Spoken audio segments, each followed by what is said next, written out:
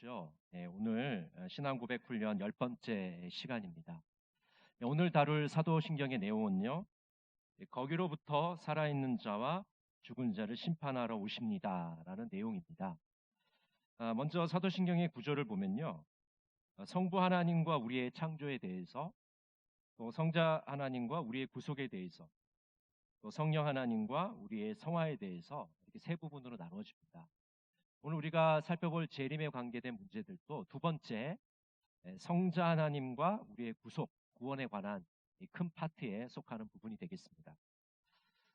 먼저 오늘 그 예수님의 재림에 대해서 살펴보기 전에 기독교의 역사관을 좀 살펴봐야 되는데요. 보통 역사관에는 크게 두 종류가 있다고 합니다. 하나는 직선사관이고요. 하나는 순환사관입니다. 직선사관은요, 우리 기독교의 역사관인데요. 목적과 방향이 있는 것입니다. 그러니까 이것은 이 역사가 어떤 일정한 방향을 향해서 목적을 향해서 가고 있다는 거죠. 그래서 창조와 타락, 구속과 재림의 과정을 가지고 앞을 향해 나아가고 있습니다. 그래서 종말론적 역사관이라고 부르기도 하는데요. 주님이 재림하시면 역사가 완성된다고 봅니다. 그러니까 목적이 있고 방향이 있기 때문에 주님께서 재림하시면 이 역사가 이제 완성이 되는 것이죠. 두 번째 사관은 순환사관인데요. 말 그대로 이렇게 돌고 도는 사관이에요. 그래서 이 대표적인 게 불교의 윤회사상이죠. 중생이 생사를 거듭하며 자신이 지은 업에 따라서 삼계 육도를 떠돈다고 보는 사상. 그래서 요즘에 이제 그 드라마 중에 이런 윤회사상을 이 바탕으로 해서 드라마를 많이 만들어요. 그래서 무슨 전생이 나오고 뭐 후생이 나오고 뭐 그런 것들이 많은데, 물론 드라마를 재미로 뭐 볼 수도 있겠지만은 이제 소재가 다 이제 고갈이 돼가지고 이제 하다못해 이제 이 윤회 사상까지 들먹이면서 드라마를 만들고 있는 거죠. 그래서 우리가 이제 드라마를 볼 때는 너무 그 내용에도 우리가 뭐 몰입하면 안 되겠습니다만은, 이런 세계관, 그 드라마가 지금 제작되고 있는 세계관이 이 기독교 역사관이 아니고 이런 순환사관을 지금 바탕에서 드라마를 만들고 있다는 것을 우리가 좀 간파를 해야 됩니다. 물론 뭐 단순하게 재미로 볼 수도 있겠지만 그 바탕에 깔린 것들이 이런 것들을 지금 깔고 있다라는 것을 우리가 생각을 하면서 봐야 되겠죠. 그래서 기독교의 역사관은 순환사관이 아니고 직선사관입니다. 시작이 있으며 그 종점을 향해서 지금 가고 있는 것이거든요. 그래서 이제 예수님이 오시며 이 역사가 완전히 이제 끝나게 됩니다. 자, 오늘 그 사도행신경의 내용에 보시면 거기로부터라는 게 나오죠. 원래 예전에 우리가 저리로부터라는 말로 이제 많이 외웠었잖아요. 저리로부터. 근데 사실은요, 교회를 몇십 년 다닌 분들한테도 저리가 뭐죠? 라고 물어보면 아무도 대답을 못해요. 그냥 외우라고 해서 외워서 외웠기 때문에 저리가 뭐지? 한 번도 생각해 본 적이 없어요. 잘 단어가 낯설긴 하지만 그걸 늘 암송했던 사도신경이기 때문에 물어보지도 않았죠. 이 절이라는 말은 거기로부터, 그곳으로부터라는 뜻입니다. 뭐 일반적으로 사용되는 말은 아닌 것이죠. 그냥 사도신경에만 특별히 사용하는 말입니다. 근데 거기가 어디냐, 거기가. 그곳이 바로 우리가 저번 주에 살펴본 하나님의 우편인 것이죠. 하나님의 우편에서 예수님이 재림하신다. 그곳으로부터 재림하신다라고 말씀하고 있는 것입니다. 자, 네 번째는요, 재림의 목적인데요. 재림의 목적은 너무나도 분명합니다. 심판입니다. 산자와 죽은 자에 대한 심판이죠. 이전에 생존했던 사람들이나 현재 살고 있는 모든 사람이 심판대 앞에 서게 됩니다. 그래서 예수님이 오시기 전에 죽은 모든 사람들, 그리고 예수님이 재림하실 때 살아있던 사람들, 이 모두가 심판의 대상이 되는 것이죠. 믿는 자에게 심판이 없다는 말은 심판의 결과로 인한 징벌이 없다는 뜻이지 심판이라는 행위 자체가 없다는 것은 아니다. 무슨 말씀이냐면, 예수님께서 재림하시며 우리 한 사람 한 사람이 하나님의 심판대 앞에 서게 되는데, 심판을 받지 않는다는 뜻이 아니라 우리는 심판받아야 될 마땅한 자들이지만 예수님의 보혈로 구원함을 받은 자들이기 때문에, 예수님 대신 핏값을 치르셨기 때문에 우리는 심판은 받지만 그 징벌은 받지 않는다는 거죠. 왜냐하면 예수님이 다 갚아주셨기 때문에 그렇습니다. 우리 옆에 계셔서 우리를 변호해 주시고 우리를 영원한 하나님의 나라로 인도해 주시는 것이죠. 그래서 그리스도인에게 심판이 없다는 말은 심판 자체가 없다라는 말이라기보다는 우리가 지옥에 가지 않고 하나님 나라에 간다, 영생에 이르게 된다라는 것을 표현한 말입니다. 자, 루터는 이렇게 말했어요. 심판의 날은 완전한 자비와 긍휼의 날이며 주님께서 당신의 자녀들에게 궁극적인 도움이 되실 뿐 아니라 사탄의 속박으로부터 완전히 구해내신다. 그래서 믿지 않는 자들에게 재림의 날은 심판의 날이죠. 영벌의 날입니다. 저주의 날입니다. 그러나 믿는 자들에게는 긍휼과 자비의 날이고 조금 더 좀 이렇게 좀 살을 붙여서 얘기하자면 축하 잔치의 잔칫날이 되는 것이죠. 자, 넘기셔서요. 주님은 악을 완전히 없애고 의인을 완전히 회복하는 심판을 베푸신다. 그래서 이 심판의 의미가 믿는 자들과 믿지 않는 자들에게 완전 다르게 적용된다는 것을 우리가 알 수 있게 됩니다. 그래서 믿는 자의 심판은 영생이고 믿지 않는 자들의 심판은 영벌이라는 것을 분명하게 말씀해 주는 것이죠. 자, 다섯 번째는요, 재림의 시기와 방식입니다. 재림의 방식은요, 단 한 번 공개적으로 임하십니다. 오늘 본문 말씀 16절, 17절을 우리 같이 한번 읽어볼까요?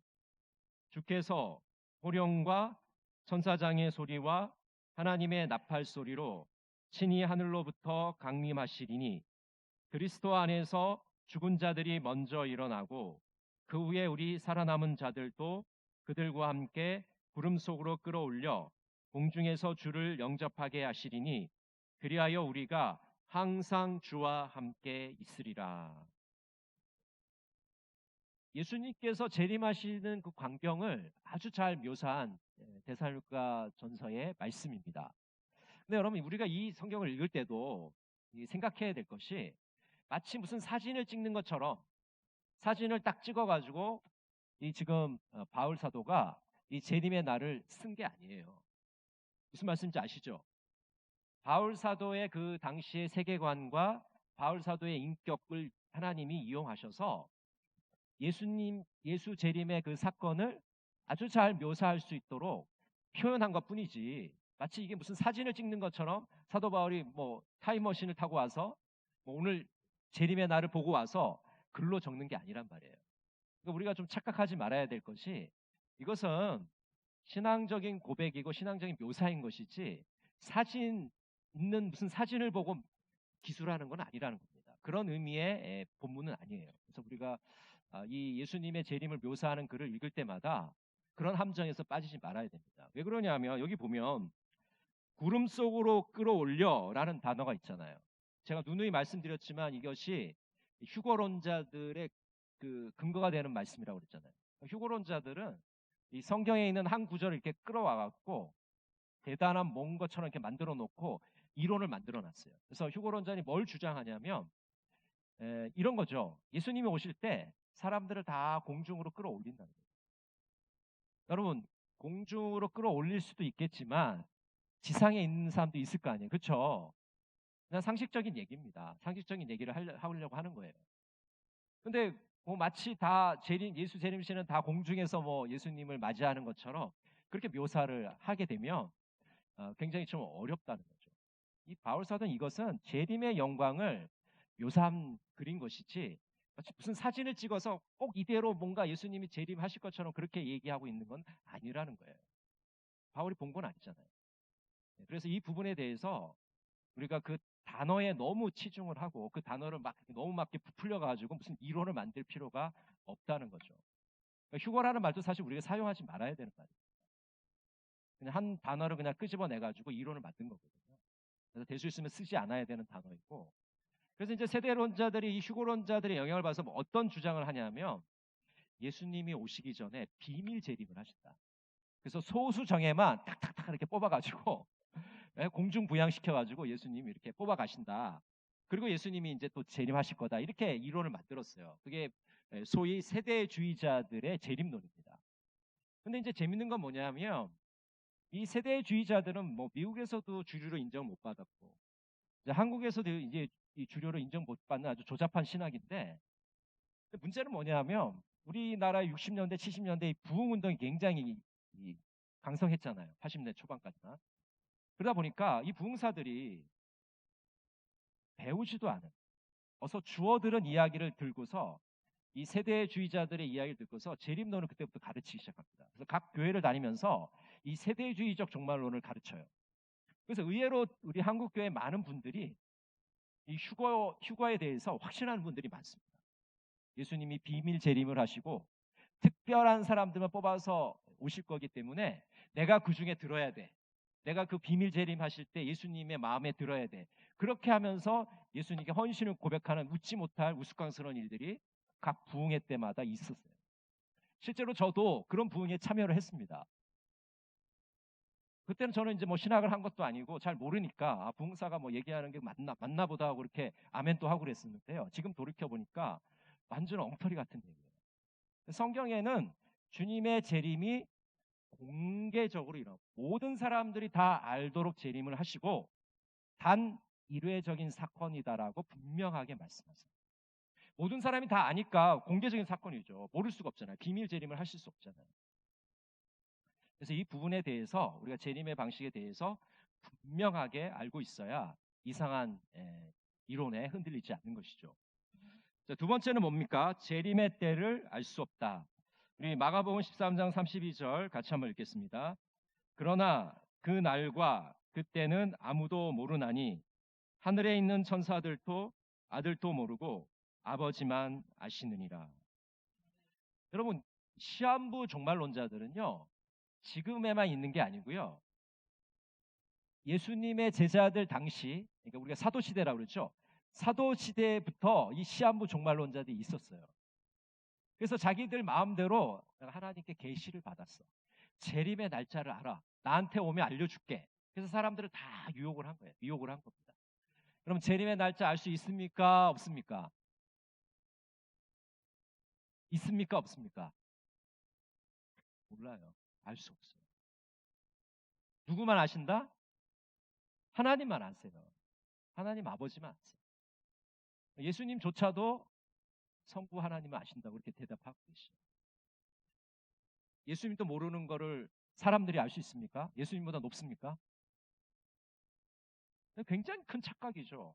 그런데 이상한 요설로 자꾸 이제 우리 귀에다 얘기하는 거죠. 하나님이 나를 특별히 사랑하셔서 나한테만 알려줬어. 나한테 오면 내가 그 날짜 시간 다 알려줄게. 그럼 너만 해도 재림을 준비해야지. 올 때는 빈손으로 오지 말고 있는 거 다 싸가지고 집도 다 정리하고 팔고 오고 애들 학교도 다 정리하고 애들도 다 데리고 와. 예수님이 이제 오실 게 얼마 남지 않았으니까 지금 카운트다운 들어갔는데 그게 무슨 소용이에요. 그러니까 다 갖고 오라고 들어오라고 그러죠. 그날 왔습니까? 예수님이? 왔어요? 안 왔잖아요. 그래서 왜 안 왔냐고 따지니까 뭐라고 그래요?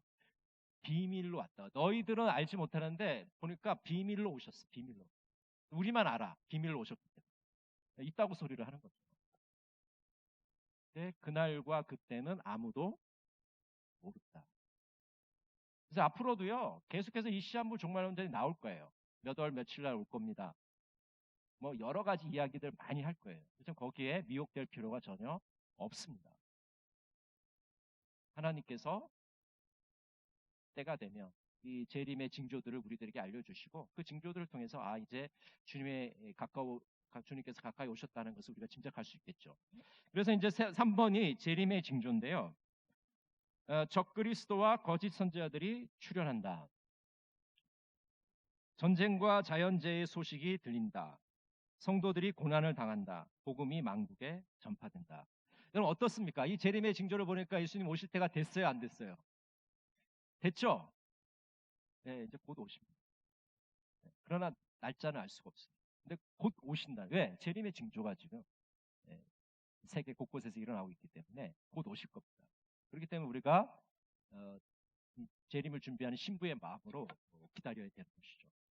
자, 4번 한번 볼까요? 재림의 지연입니다. 재림이 지연되는 것이 아니라 주님께서 오래 참고 계시는 것이다. 우리 베드로후서 3장 9절 같이 한번 볼게요. 주의 약속은 어떤 이들이 더디다고 생각하는 것 같이 더딘 것이 아니라 오직 주께서는 너희를 대하여 오래 참으사 아무도 멸망하지 아니하고 다 회개하기에 이르기를 원하시느니라. 지금 이 데살로니가 전서를 쓸 때도 바울이 이미 데살로니가 교인들한테 이런 질문을 받고 있어요. 아니, 예수님이 승천하시면서 금방 오신다고 했는데 왜 예수님이 아직 안 오십니까? 뭐 얼마 지나지도 않았어요. 몇십 년 지나지도 않았거든요. 자, 그러면 오늘날 우리가 다시 한번 질문해 볼게요. 지금 예수님이 승천하신 지 2000년이 지났습니다. 왜 예수님 안 오시는 겁니까? 곧 오신다고 그랬는데. 왜 재림이 지연되고 있는 겁니까? 대답은 지연되는 게 아니라 예수님이 오래 참고 계신다. 왜? 한 명이라도 더 구원받기를 원하십니다. 그것이 아버지의 마음입니다. 한 명이라도 더 구원받고 예수 믿기를 원하는 마음으로 지금 지연이 되고 있는 거예요. 참고 계시는 겁니다. 뭐 금방이라도 오실 수 있는 거 아니에요. 그러나 한 명이라도 더 구원받기를 원하고 계시다. 자, 후쿠마 이렇게 말했습니다. 마치 그리스도께서 어제 죽으셨고 오늘 아침 일어나셨으며 내일 다시 오실 것처럼 살자. 예수님이 어제 죽으셨고 오늘 부활하셨고 내일 재림하실 것처럼 살아야 돼요. 이게 이제 좀 어렵게 말하면 종말론적인 삶인 겁니다. 예수님이 금방이라도 오실 것처럼 사는 삶, 그 삶이 우리가 좀 어려운 말로 종말론적인 삶을 산다라는 말이죠. 여러분, 예수님이 곧 오신다고 생각하면 우리의 삶이 달라질까요? 안 달라질까요? 달라집니다. 우리의 마음가짐이 달라져요. 왜? 예수님이 이제 오실 거면 우리의 삶을 다 정돈되게 삽니다. 허랑방탕하게 살질 않아요. 경건하게 우리의 삶을 정돈하고 기도하면서 준비하면서 재림을 준비할 거예요. 근데 종말론적으로 살지 않는 사람은 예수님이 오실까? 뭐 오신다고 해도 아주 멀었을 거야. 이렇게 생각하면서 제대로 삶을 살지 않는 거죠. 그러니까 생활이 엉망일 수밖에 없겠죠. 그래서 종말론적인 삶을 사는 사람은 그 생활이 하나님 보시기에 정말 기뻐하시는 삶을 살 수밖에 없습니다. 자, 6번. 그렇다면 어떻게 재림을 우리는 준비해야 할까? 1번. 주님의 오심을 간절히 사모해야 합니다. 우리 계시록 22장 20절 시작.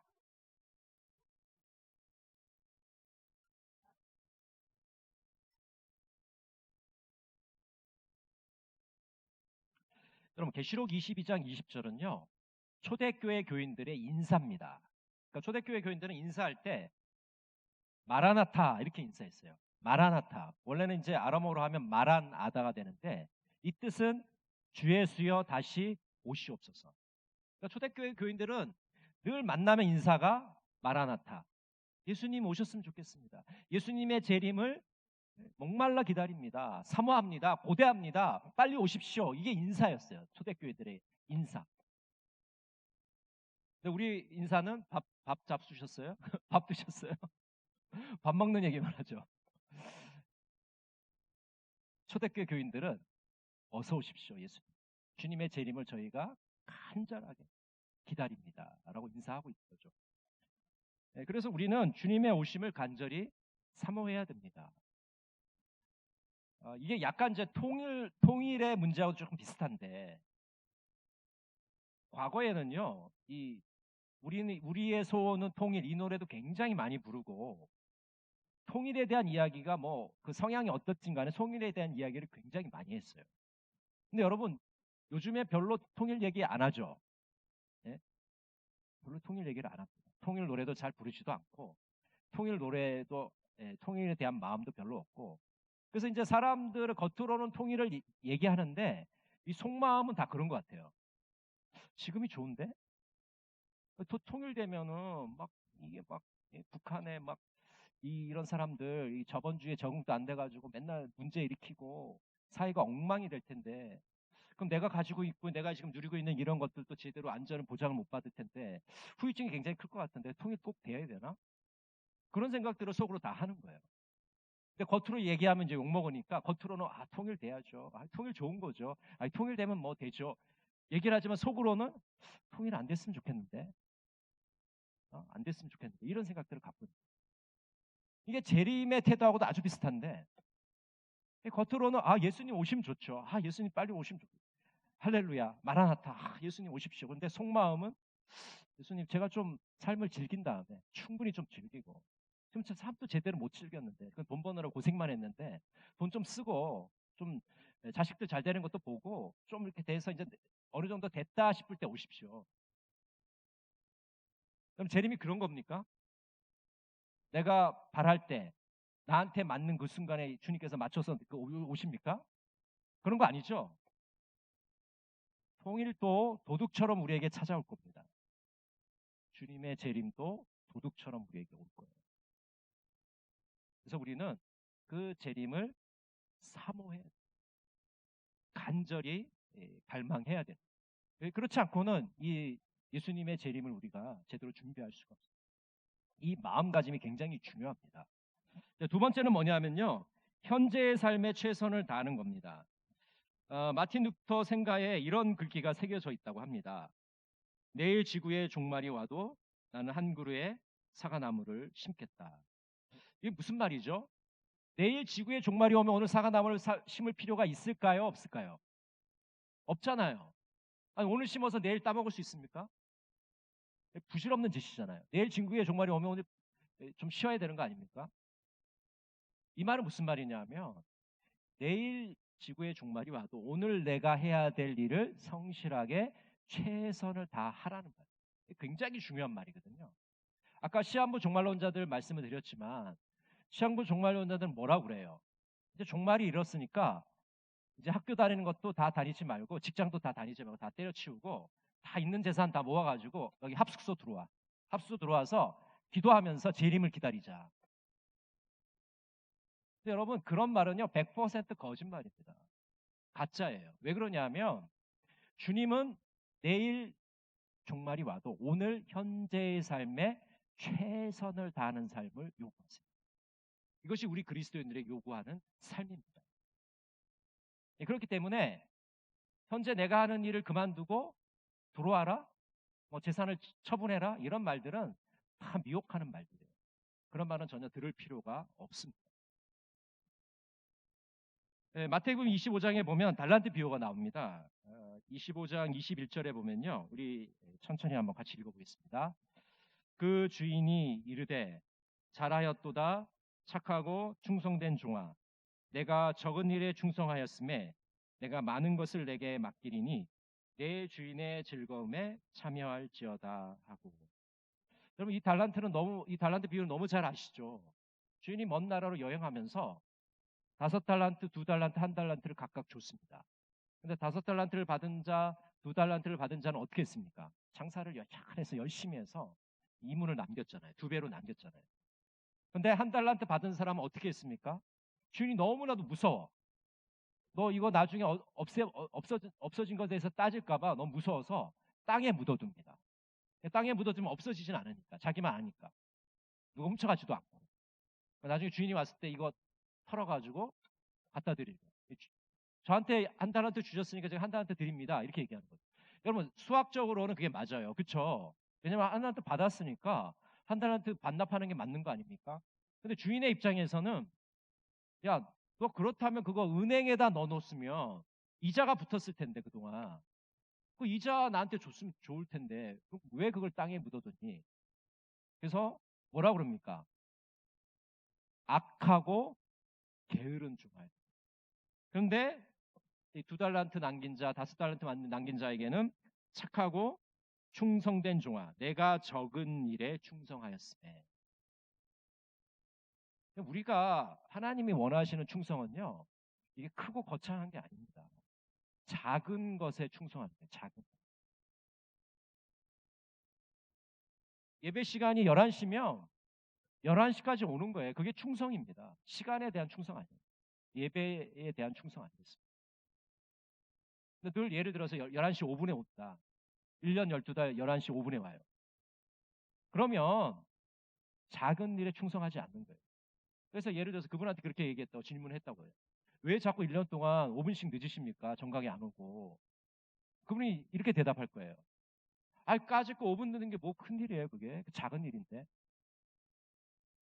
근데 하나님은요, 작은 일에 충성하는 자를 원하세요. 근데 사실 작은 일에 충성하는 자가 큰 일에 충성하게 됩니다.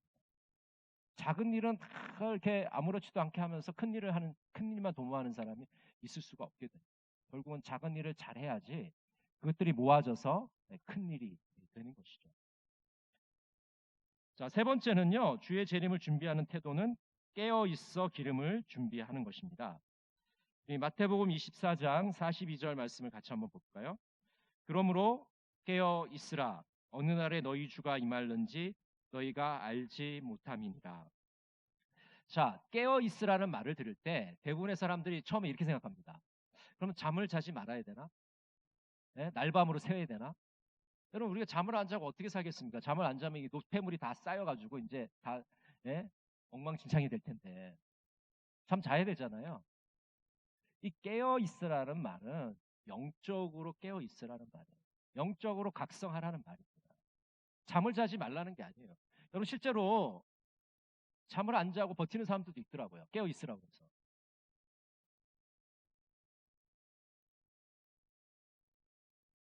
영적으로 깨어 있으라는 거예요. 영적으로. 근데 영적으로 깨어 있는 것도 여러 가지가 있잖아요. 기도를 함으로 깨어 있고, 말씀을 읽음으로 깨어 있고, 성령 충만함으로 깨어 있고, 선행과 봉사를 함으로 깨어 있고, 선교를 함으로, 전도를 함으로 깨어 있을 수 있어요. 그래서 이 상태가 재림을 준비하는 깨어 있는 상태가 되라는 거예요. 잠자지 말라는 거죠. 영적으로 죽어 있는 상태는 뭡니까? 거꾸로 아니겠어요? 아까 제가 말한 것들 다 반대겠죠. 기도 안 하고, 말씀도 안 읽고, 전도도 안 하고, 예배도 안 드리고, 그런 상태가 잠자는 상태입니다. 그래서 깨어 있어라. 자, 마태복음 25장에 보면 열처녀 비유가 나오죠. 여러분도 너무 잘 아시는 비유입니다. 슬기로운 5처녀와 미련한 5처녀를 얘기하면서 신랑이 올 때 미련한 5처녀는 기름이 부족해서 기름을 사러 갔다가 신랑을 맞이하지 못합니다. 그러나 슬기로운 5처녀는 미리 기름을 예비해 놨기 때문에 신랑이 올 때 그 신랑을 맞이할 수가 있죠. 이 슬기로움과 어리석음의 결정적인 차이가 어디서 옵니까? 준비했느냐 하지 않았느냐요. 여러분, IQ의 문제가 아니라니까요. 한동안 우리 한국 교회에 IQ 열풍이 불었습니다. 그래서 이 IQ를 높이려고 막 엄청나게 막 노력을 많이 했죠. 막 성경 퀴즈 대회, 성경 고시 대회. 그다음에 이제 또 보니까 IQ보다 EQ가 더 중요하대. EQ. 우리 정서, 이 감정이 되게 중요해. EQ를 높여야 돼. 그래서 EQ라고 그래서 EQ 뭐 여러 가지 막 성품 학교, 무슨 학교 막 이러면서 광풍이 불었어요. 이제 그것도 이제 시들해지니까 요즘에는 또 무슨 Q입니까? 네? 뭐 중요한 건요. 사람의 똑똑함이 그게 영리함 거기에 달려 있는 게 아니라 이 재림의 이 시대에서는 준비하는 자가 지혜로운 자인 것이고 준비하지 않은 자가 어리석은 자인 것입니다. 내가 IQ가 높고 뭐 EQ가 높고 뭐가 높고 이런 것을 따지는 것이 아니라 준비했느냐 안 했느냐를 묻고 계십니다. 여러분, 주님의 재림 준비하고 계십니까? 아멘이시면 지혜로운 자입니다. 근데 주님이 오실 날이 멀지 않았는데도 여전히 세상과 낙하고 세상의 즐거움에 빠져 있고 전혀 준비를 하고 있지 않다면 참으로 어리석고 미련한 자 아니겠습니까? 준비함의 여부에 따라서 이 슬기로움과 미련함이 결정되는 것이죠. 자, 마태복음 25장 4절을 같이 한번 보겠습니다. 슬기 있는 자들은 그릇에 기름을 담아 등과 함께 가져갔더니.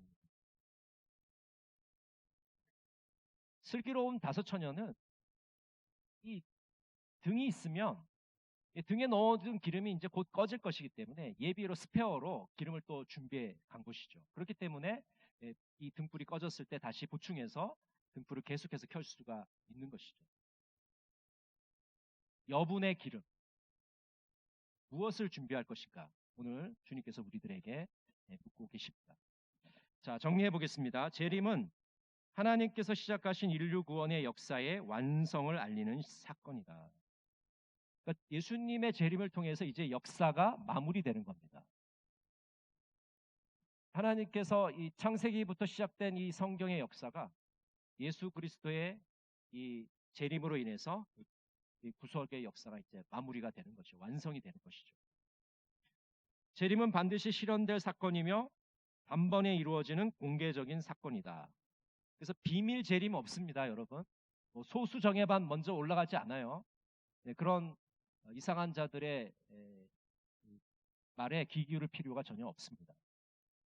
예수님은 재림주로 오시며 산자와 죽은 자를 심판하십니다. 재림의 때는 하나님만이 아십니다. 그래서 여러분 뭐 프린트 뭐 이 전단지에다가 몇 월 며칠 예수님 오신다라는 얘기가 써 있으면 또 헛짓을 하고 있구나 이렇게 생각하시면 됩니다. 또 아까운 종이만 낭비하고 있구나. 그 종이 딴 데 쓰면 얼마나 유익하겠습니까? 그 왜 그렇게 헛된 데다가 돈을 씁니까? 참 안타까워. 그런 분들은 또 열심히 있더라고요. 예? 열심을 내면 낼수록 헛된 것이죠. 그리스도인은 주님의 재림을 고대하며 깨어 기도해야 한다. 선교와 봉사에 힘쓰며 현재의 최선을 다하며 살아가야 한다. 그래서 여러분 핵심은 그거예요. 현재의 삶에 우리가 최선을 다하는 삶을 살아가는 것이 재림의 때를 준비하는 자세입니다. 현재 우리에게 주어진 삶을 최선을 다해서 살아가시는 여러분 모두가 되시기를 간절히 바랍니다. 이 시간 우리 찬송 176장 찬송 드리겠습니다.